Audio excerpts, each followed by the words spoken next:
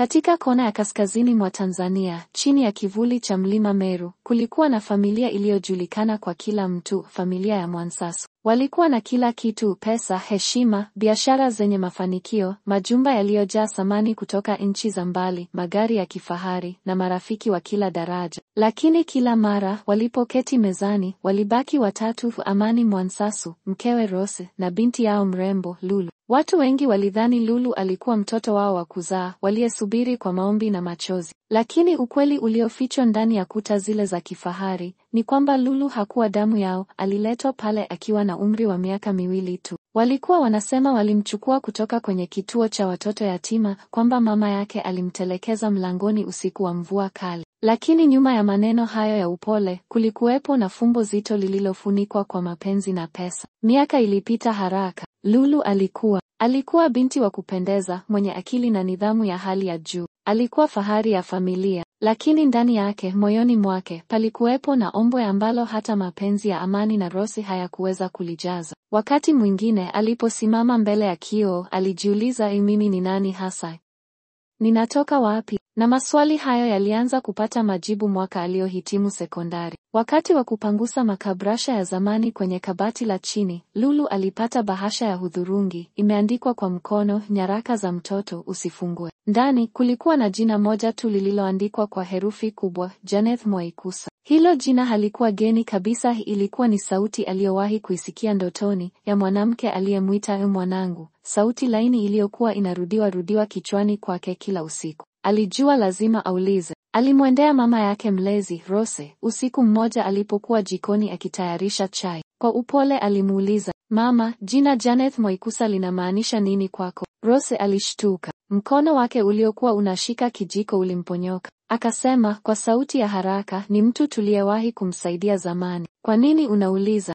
Lakini Lulu aliona hofu ya mtu aliyeficha jambo kwa miaka. Alipomweleza baba yake, Amani alikasirika. Alisema hayo ni mambo ya nyuma na kwamba Lulu hakuwa na haja ya kuyafuatilia. Alisema familia yao ni hiyo tu, hawahitaji mzigo mwingine wa kihistoria. Lakini kwa Lulu, hayo hayakuwa majibu. Alianza kuchunguza mwenyewe, akitumia kompyuta ya shule, marafiki wa karibu na hata walimu wake wa zamani. Aligundua kitu cha kushangaza: kituo cha watoto yatima walichodai alitoka hakikuwa kimesajiliwa rasmi mwaka aliozaliwa, na hakuna rekodi yoyote ya mtoto aitwaye Lulu aliyewahi kuwasili pale kwa jina hilo. Siku moja alitafuta namba aliyokuta kwenye karatasi ndogo iliyokuwa imebanwa nyuma ya picha ya zamani. Namba hiyo ilimpeleka kwa mwanamke mmoja anayeishi Moshi, mkazi wa kawaida lakini mwenye historia nzito. Alipiga simu. Sauti ya mwanamke ilisikika upande wa pili, ilikuwa dhaifu, yenye mshituko na mshangao. Halo, samahani, nazungumza na Janeth Mwaikusa. Kisha kimya. Nani unayezungumza? Naitwa Lulu. Lulu Mwansasu. Palikuwa na kimya kingine. Halafu sauti ilitetemeka upande wa pili wa simu.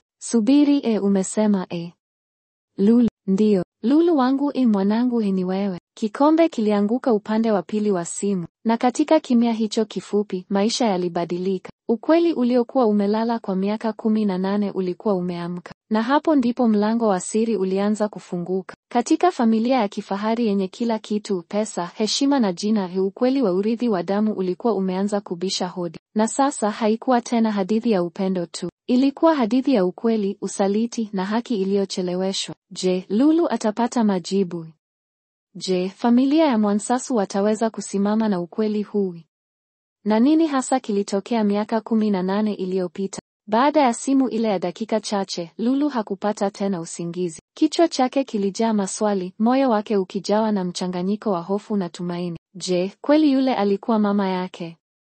Na kama ni kweli, basi maisha yake yote aliyoyaamini yalikuwa uongo. Asubuhi ilipofika, alikaa meza ya chakula cha asubuhi na wazazi wake wa kifahari, kama kawaida. Rose alimwambia, Lulu, usisahau una miadi na mchoraji wa nguo zako za graduation. Amani aliongeza kwa tabasamu la kutosha kamera, na tumepanga sherehe kubwa, wanahabari pia watakuwepo. Lazima uvae jina la Mwansasu kwa fahari. Lakini Lulu hakuwa pale kabisa kiakili. Akasema kwa utulivu, nahitaji kwenda Moshi kwa siku 2. Kuna jambo la shule linahitaji utafiti wa kihistoria. Wote wawili walitazamana kwa mashaka, lakini hawakumzuia. Hawakujua safari hiyo ilikuwa mwanzo wa mlipuko mkubwa wa ukweli. Lulu alipofika Moshi, alishuka kwenye gari dogo lililompeleka hadi mtaa wa Majengo. Nyumba ndogo ya rangi ya udongo, iliyozungukwa na bustani ya mimea ya tiba asilia. Alibisha hodi mara 2 tu, mlango ulifunguliwa kwa tahadhari. Na pale, akamwona mwanamke aliyeonekana mwenye miaka zaidi ya 50, macho makubwa yaliyojaa mshangao na machozi. Ni wewe kweli?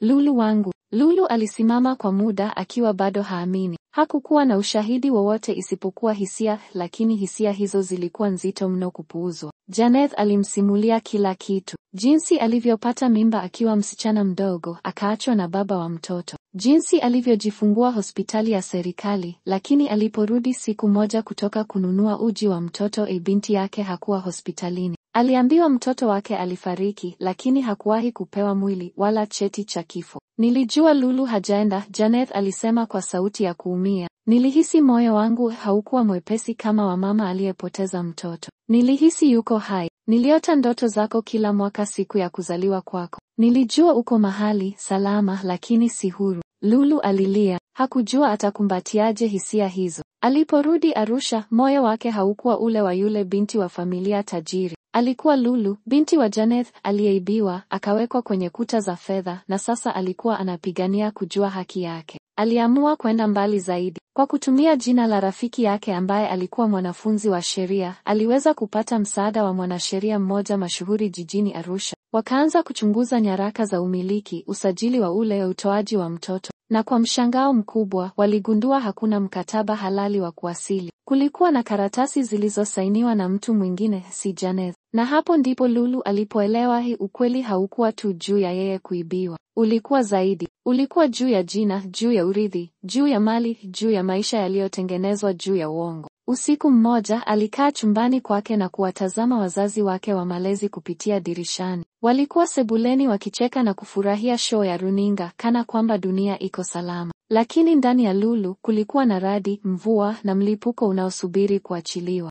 Na hapo, jicho lake la pili likafunguka, jicho la kutambua kwamba upendo unaweza kujengwa juu ya udanganyifu, na kwamba familia haimaanishi damu tu, bali pia ukweli, heshima na haki. Lakini Lulu hajafanya uamuzi bado. Hajawaambia chochote. Anajua habari hizi zinaweza kulipua nyumba yao kama moto wa petroli. Lakini pia anajua haki haipotei. Inaweza kuchelewa, lakini siku moja hufika kwa kishindo. Je, Lulu ataamua kusema ukweli? Au atavumilia kuishi katika nyumba ya uongo kwa jina la upendo? Na wazazi wake wa kifahari watajibu vipi? Siku iliyofuata, Lulu aliamka akiwa na mzigo mzito kifuani. Alihisi kama mtu anayebeba silaha ndani ya pochi, akitembea katika nyumba ya amani huku akijua kuna kitu hatari moyoni. Kila tabasamu la mama yake Rosi lilimchoma kama sindano. Kila maneno ya baba yake Amani yalikuwa kama sauti za mbu wa usiku, yanamkera lakini hawezi kuyaepuka. Aliamua siku hiyo angezungumza nao, si kwa kelele, si kwa hasira, lakini kwa sauti ile ile ya upole aliyowahi kuitumia alipokuwa na miaka 5, akiwaomba wamsomee hadithi kabla ya kulala. Ilipofika jioni, Lulu aliwaita wazazi wake sebuleni. Walikaa wote watatu kama familia, kimya. Moyo wake ukawa kama ngoma ya vita. Alianza kwa sauti ya taratibu, na wapenda sana. Mmeniweka salama, mmenilea kwa upendo. Lakini kuna kitu nataka kujua. Nani mimi hasa? Ninatoka wapi? Rosi alitazama chini, macho yake yakianza kung'aa kwa wasiwasi. Amani, kama kawaida yake, alijaribu kutawala hali. Lulu, alisema kwa sauti ya kujiamini, tulishakuambia. Lakini Lulu alimkatiza kwa upole. Nimeongea na Janeth Mwaikusa. Kimya. Anasema ni mama yangu. Mama mzazi. Niliibiwa. Sikusajiliwa kihalali. Nyaraka nilizoziona hazina saini yake. Na mimi nimeanza kuchunguza. Wote wawili walitetemeka. Sura za hofu ziliwafunika. Ilikuwa kama mtu aliyevuliwa nguo hadharani. Rose alijaribu kujibu kwa sauti ya kuomba msamaha. Lulu, tulikuwa na upweke mkubwa. Hatukuwa na mtoto kwa miaka mingi. Mtu mmoja alitujia na akasema kuna mtoto ametupwa, mama yake hawezi kumlea. Tuliona hiyo kama neema. Hatukujua. Amani alimsogelea Lulu, akasema kwa sauti ya kutetemeka, tulitaka kukupenda tu, Lulu. Hakuna siku hata moja tulikuona kama mtu wa nje. Lulu alinyamaza. Alitazama macho ya watu waliomlea. Aliona upendo, lakini pia aliona hofu. Aliona waliopenda kimakosa. Bado nawapenda, Lulu alisema, lakini sitoweza kuendelea kuishi juu ya uongo. Sitaki kuwa kivuli cha mtu mwingine. Sitaki kufunikwa na jina ambalo halina mizizi yangu. Ninahitaji kujua mimi ni nani bila hofu. Kisha akaondoka. Alipanda chumbani kwake. Aliacha wazazi wake wakikaa pale sebuleni kama watu waliopigwa radi isiyoleta moshi lakini inayowasha mioyo. Siku zilikatika. Lulu alianza kutumia muda wake Moshi, akimjua mama yake mzazi. Alijifunza mapishi aliyoyakosa, alisikiliza historia za ukoo wake na aligundua upande wake wa pili, upande wa damu.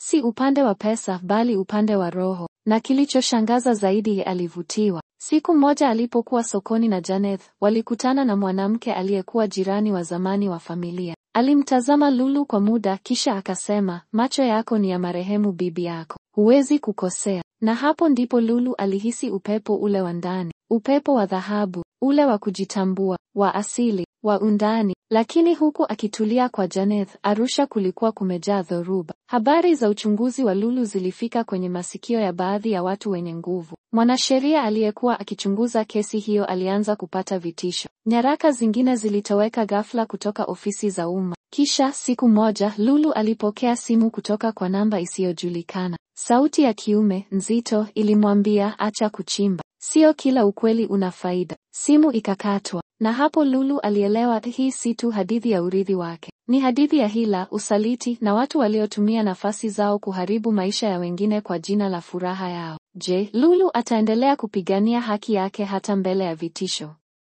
Je, familia ya Mwansasu itaweza kurudisha heshima yao kwa kukubali makosa? Na mama yake mzazi, Janeth, hii ataweza kusamehe yaliyotokea? Fahamu yote hayo kwenye sehemu ya inayofuata ya tamthilia hii. Miaka 18 ya kimya ambapo Lulu ataingia mahakamani kwa mara ya kwanza na historia yote itaanza kufunguliwa hadharani. Watu wengi huamini kwamba ukweli ukifichwa kwa muda mrefu hupoteza nguvu yake. Lakini Lulu alijifunza kitu tofauti kabisa. Ukweli ni kama mti wa miiba. Unaweza kuuzunguka, ukauepuka, ukaumezea mate, lakini siku moja lazima utakukwaza. Na siku hiyo ilifika. Mahakama ya wilaya ya Arusha ilikuwa tulivu, lakini ndani yake kulikuwa na tetemeko. Lulu, akiwa amevaa mavazi meusi ya heshima, aliketi upande wa mashitaka. Upande wa pili walikuwepo Amani na Rosi, watu waliomlea kwa upendo wa dhati, lakini pia kwa uongo wa kina. Walitazamana kwa mbali, si kama familia tena, bali kama pande mbili za ukweli mmoja uliovunjika vipande vipande. Kesi hiyo haikuwa tu ya haki ya Lulu ya kujua chimbuko lake. Ilikuwa juu ya ukiukwaji wa taratibu za kisheria, juu ya mtoto aliyeibiwa kutoka hospitali ya serikali na kuwekwa kwenye mikono ya matajiri waliohifadhi giza kwa jina la fadhila. Mwanasheria wa Lulu alisimama. Alitoa vielelezo, nyaraka zenye sahihi bandia, ushahidi wa daktari aliyefukuzwa kazi miaka 17 iliyopita kwa kuhusika na biashara haramu ya watoto, na pia ushahidi wa mama mzazi, Janeth, aliyekuja mwenyewe kutoa ushahidi kwa machozi na moyo mzito. Sauti yake ilitetemeka mahakamani. Mimi ni mama yake. Nilimzaa kwa uchungu mkubwa. Nilipomwacha kwa dakika chache kwenda kumnunulia uji, nilirudi na kukuta kitanda kiko tupu. Nililia, nilipiga kelele, nilikimbilia polisi, lakini hakuna aliyesikiliza sauti ya mama masikini. Sikuamini kama nitamuona tena mpaka alipokuja, akiwa msichana mzuri, mwenye akili na sura yangu. Kila neno la Janeth lilikuwa kama mshale kwenye moyo wa Rose. Kwa mara ya kwanza machozi ya kweli yalimtiririka. Na Lulu alipomtazama mama aliyemlea hakuhisi hasira tena, alihisi huzuni. Huzuni ya uongo uliojengwa juu ya kiu ya upendo. Siku hiyo mahakamani, Lulu alisimama pia kutoa ushahidi wake. Lakini hakuchagua njia ya ukatili. Alizungumza kwa sauti ya utulivu na busara. Sijaja hapa kuadhibu. Sijaja kuvua heshima ya watu waliokuwa kama wazazi kwangu. Nimekuja kutafuta mimi ni nani. Nimekuja kujua ukweli, kwa sababu kila mtu anastahili kujua mizizi yake. Hata kama hiyo mizizi imefichwa ardhini kwa miaka 18. Jaji alisikiliza, akatulia. Na katika maamuzi yake alisema, haki siyo kulipiza kisasi. Haki ni kuleta usawa. Haki ni kurudisha kile kilichoibiwa, hata kama ni kumbukumbu, heshima au jina. Lulu Mwaikusa ana haki ya kutambuliwa kama mtoto halali wa Janeth Mwaikusa. Wazazi waliomlea walikosea kwa kuficha ukweli, lakini kwa namna fulani walimpa maisha. Mahakama inatambua hisia za pande zote, lakini ukweli lazima uwe juu. Uamuzi huo ulibadilisha kila kitu. Baada ya kesi, Lulu alikaa kimya kwa siku kadhaa. Hakutaka kusherehekea, hakutaka kamera, hakutaka magazeti. Alihitaji muda wa kupumua, muda wa kuwa peke yake na ukweli wake mpya. Amani na Rose walimwandikia barua ya mkono. Walimwomba msamaha. Walisema hawakujua uhalisia wa uzito wa kile walichofanya. Walimpenda lakini walikosea njia ya kumpata. Mama yake mzazi, Janeth, alimkaribisha kwa upendo lakini pia kwa subira. Hakutaka kumlazimisha Lulu kubadili maisha ghafla. Alimpa nafasi. Alimwambia, ukiamua kuja nitakuwa hapa, lakini hata usipoamua bado nakupenda. Na kwa mara ya kwanza, Lulu alihisi kuwa hana shinikizo tena. Hakuwa binti wa mtu kwa lazima. Alikuwa mwanamke huru, anayechagua mwenyewe njia ya maisha yake. Miaka 18 ya kimya ilikuwa imetoka moyoni mwake. Alikuwa huru, lakini bado moyo wake haukuwa umetulia kabisa. Alijua kuna hatua ya mwisho, hatua ya kweli ya msamaha. Je, ataweza kurudi kwa Rose na Amani, kuwasamehe kikamilifu? Je, ataweza kukubali kuwa aliwapenda japo kwa msingi usio sahihi? Je, atachagua jina gani? Mwaikusa au Mwansasu? Jibu la maswali haya yote tutayajua kwenye sehemu ya 5 ya Urithi wa Damu. Majira ya mwisho, pale ambapo Lulu atafanya uamuzi wake wa mwisho juu ya familia yake, jina lake na hatima ya moyo wake. Kuna majira huja kwa ajili ya mavuno. Kuna majira huja kwa ajili ya kupanda mbegu mpya. Na kuna majira huja kwa ajili ya kufunga ukurasa, si kwa hasira bali kwa hekima. Majira ya mwisho. Lulu aliamka siku hiyo akiwa tofauti. Kulikuwa na utulivu fulani ndani yake ambao hakuwahi kuuhisi. Ilikuwa ni hisia ya mtu aliyefika mwisho wa safari ndefu na sasa anatazama milima aliyopanda nyuma yake kwa mshangao. Alichukua daftari lake la kumbukumbu, akaketi kwenye bustani ya nyumba ya mama yake mzazi, Janeth. Miti ilikuwa imetulia, upepo ukicheza na majani kama vile upo kwa makusudi ya kuleta amani. Akaandika, leo nataka kumaliza mlolongo wa machungu. Sitaki kuishi nikihukumu. Sitaki kujenga ukuta kati ya damu na wale waliokuwa kama damu. Naamini katika upendo. Naamini katika msamaha. Hata msamaha mgumu kuliko yote. Aliamua kurudi nyumbani kwa Rose na Amani. Sio kama mtoto bali kama mwanamke mzima. Alifika jioni, muda wa machweo, mlango wa mbele ukiwa wazi kama ulikuwa ukimsubiri. Waliposikia hodi yake, Rose alilia mara moja kabla hajafungua mlango. Walikumbatiana, bila maneno, bila masharti, bila kulazimisha maelezo. Dakika 2 tu za ukimya, lakini zilikuwa na maana kuliko miaka 10 ya kuishi pamoja kwenye nyumba ile ile. Amani alisimama nyuma ya mkewe, machozi yakimtiririka kwa ukimya. Alisema, tulitegemea husingerudi tena. Tumekosa njia nyingi, lakini bado tunaamini ulikuwa zawadi. Lulu alitabasamu kwa uchungu, na sasa zawadi hiyo inataka kujua mahali pa kuweka moyo wake.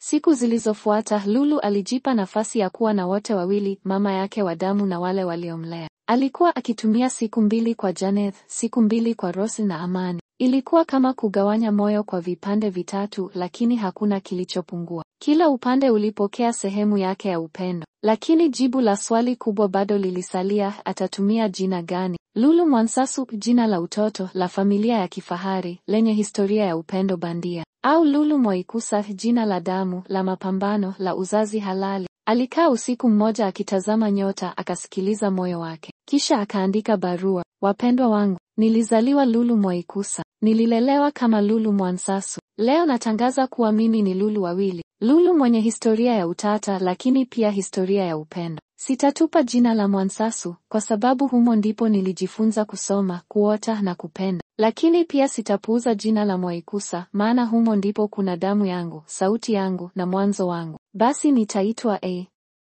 Lulu M. Na AM hiyo inamaanisha yote. Majibu hayo yaliwashangaza wengi, lakini kwa Lulu, hayo ndiyo yaliyoleta amani. Alijenga maisha mapya, akajiunga na chuo kusomea sheria, akivutiwa na wanawake wawili waliomlea kwa mitazamo tofauti. Na siku moja alipokuwa darasani, mwanafunzi mwenzake alimuuliza, mbona hujui nyumbani kabisa? Unaishi Arusha na Moshi, majina mawili, wazazi wawili. Hii hadithi yako ni kama filamu. Lulu alicheka, akasema, hii si filamu, ni urithi wa damu, na damu haichagui upande. Inatiririka popote inapopita. Miaka 5 ilipita. Lulu alihitimu akiwa na heshima kubwa. Alisimama jukwani siku ya mahafali na alipoitwa kwa jina alisimama kwa sauti, Lulu Moikusa Mwansasu, na ukumbi mzima ulilipuka kwa makofi. Mama yake Janeth alikuwa ameweka kitenge cha heshima, machozi yakiwa yamemchuruzika. Rose na Amani walikuwa wamekaa upande wa pili wa ukumbi, mikono yao ikishikana, machozi yakiwa ya mchanganyiko wa furaha, majuto na kujivunia. Na hapo ndipo Lulu alielewa maana halisi ya jina lake. Kama kuna somo Lulu alijifunza ni kwamba familia si damu peke yake. Familia ni moyo. Ni wale waliokupenda, kukupoteza na kukupata tena. Ni wale waliokukosea lakini wakajifunza njia ya kutubu. Ni wale waliokulea japo kwa makosa lakini wakakubali ukweli bila kupambana nao. Na siku za mwisho wa maisha yake, Lulu aliandika kitabu. Alikiita Urithi wa Damu, Safari ya Majina Mawili. Hapo ndipo tamthilia hii inapofunga pazia lake. Si kwa machozi bali kwa tumaini. Si kwa kelele bali kwa sauti ya utulivu. Kwa maana mwishoni mwa yote, upendo, msamaha na ukweli ndivyo vitu vitatu ambavyo havipotei kamwe. Kama umependa tamthilia hii basi jiunge na familia yetu. Bonyeza alama ya kupenda, alama ya kengele na tuma video hii marafiki zako na wao waburudike. Asante.